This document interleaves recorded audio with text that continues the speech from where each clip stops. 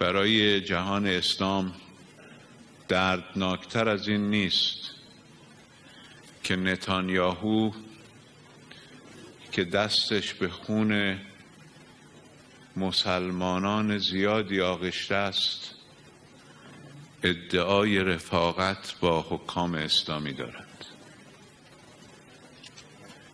هیچ خطری بالاتر از این نیست که معامله شرم‌آور قرن که در واقع تلاشی برای معامله حیثیت و تمامیت مردم فلسطین توسط برخی از حکام منطقه ما تبلیغ و ترویج میشه. این درد بزرگی برای همه ماست.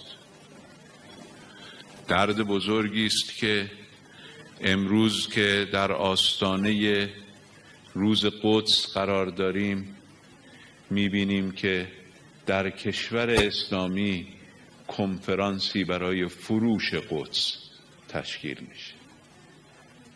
قدس فروشی نیست. قدس نه از آن ترامپ است که به کسی ببخشد، نه هیچگاه قدس از آن نتانیاهو خواهد شد و نه هیچ کس اجازه دارد از طرف ملت بزرگ فلسطین قدس رو به کسی بفروشد یا از کسی بخرد.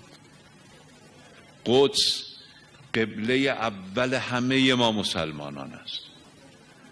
قدس مرکز آرزوها و آمال مسلمین